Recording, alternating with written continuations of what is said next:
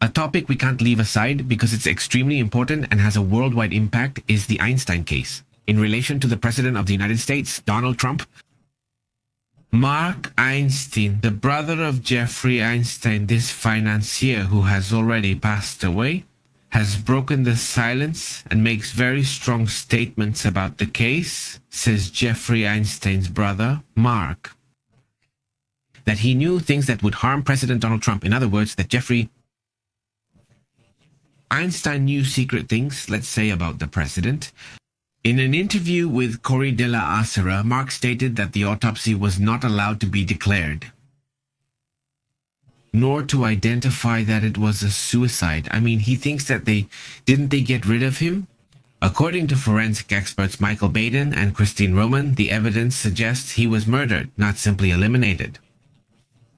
The forensic experts who examined Einstein's body, they say this wasn't a suicide. This actually looks like someone did it. They point out that Barbara Simpson, the chief forensic expert, ruled it a suicide without examining the body. She signed off on the ruling without seeing it herself. That's how tiny it was. She didn't even come to that conclusion. He questions Mark, Jeffrey's brother, suggesting that there might be political pressure. Trump has denied having any ties to Einstein. Although the images, the audio, the videos, well, say something very different, and the same goes for the testimonies. Mark also referred to the then Attorney General, Bill Barr, who claimed to have reviewed the security footage. However, Mark questions how he concluded that no one could enter the prison area if there were at least 12 more inmates on that level. The figure of Greenswell Maxwell, who is Jeffrey's ex-partner, claims that she could have crucial information. But is she afraid that they're already discrediting her before she speaks? I mean, are they already doing it? Or saying, what does she have to say? Or will they discredit her so she stops speaking? She says, it's all so dirty, nothing is transparent, says Amy's brother, as he describes the political and judicial climate surrounding the case. That's a strong statement about this matter. But notice that there's also another important issue. According to reports, Jeffrey Einstein's ex-partner, this lady Giselle Magwell, who is serving a 20-year prison sentence, is said to have had a meeting with the Department of Justice.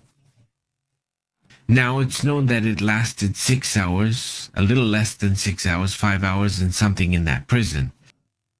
And now it's also known that there were 100 questions during 2 days of interrogation with the Department of Justice authorities in Florida. According to his lawyer, David Oscar, Marcos assured that Maxwell didn't hold anything back and talked about around 100 different people, revealing key information about the matter. The meetings took place at the federal prosecutor's office in Tallahassee, according to what Columbia Broadcasting System News reports.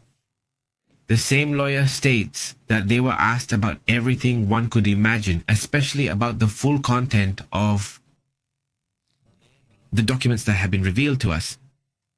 This former British socialist is serving a 20-year sentence for having collaborated between 1994 and 2004, those 10 years. The prosecutor, the Attorney General, she assured that the Department of Justice will share the details at the appropriate time, according to what they say. There's something very odd about how this entire case is being managed. And that's why, well, let's say, you doubt that justice will be served and that the full truth will be revealed, correct?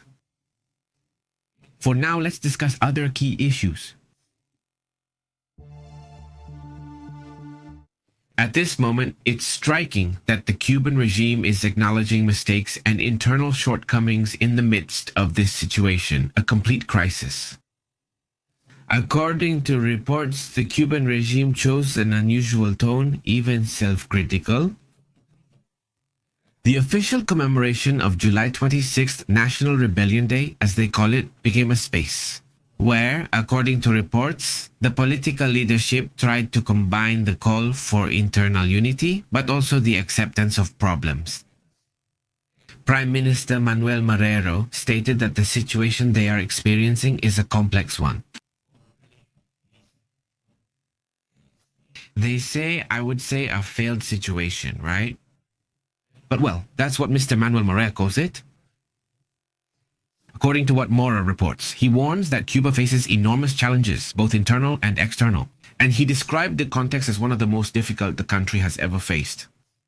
One of the main issues is the energy crisis, which he directly mentioned as the need to reduce the annoying blackouts that seriously affect daily life and the national economy. He pointed out the absence of Diaz-Canel as well as the absence of Raul Castro at the political event. That's strange because that's supposed to be the most important political event of the year. It's odd that neither the president nor Raul Castro are present. It's also known that the Electric Union announced that about 45% of the country will experience blackouts in the coming hours. In some areas of Santiago de Cuba and Holguin, the outages are already exceeding even 20 hours. Impressive. The main cause, they say, is the deterioration of the thermoelectric plants, many of them obsolete, operating with old technologies and without proper maintenance. There are not enough funds or fuel. The estimated electricity deficit for this Saturday is 1,560 megawatts, a gap that leaves millions of Cubans without power. In total, 86 power plants are out of service. Just imagine, 86 power plants out of service. Either because there's no diesel, no fuel oil, or no maintenance.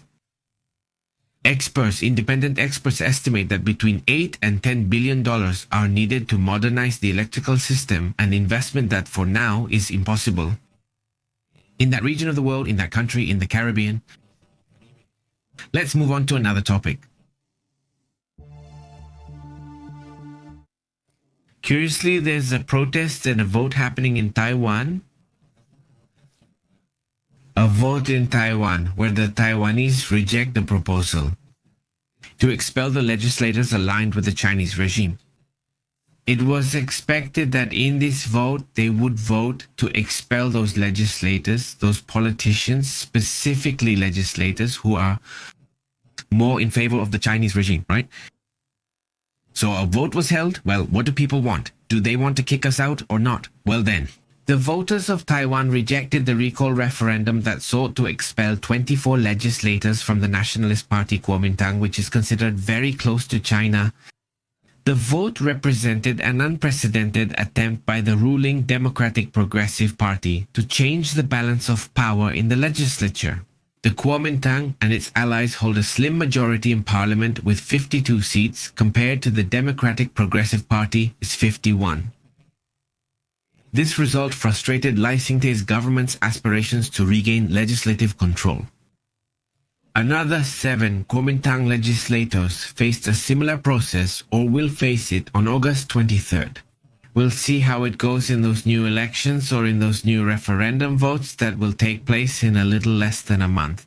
So not everything is decided yet. Let's say there's still another chance. Another move in this strategy to take away, China's possibility of intervening in Taiwan. Or if from that party they will be trying to intervene in that place. Well, that's how the situation stands at the moment. Well, let's learn about other important matters happening around the world. Notice that something strange is happening in Iran, and this was already expected, right? We saw these images a moment ago. Listen to this.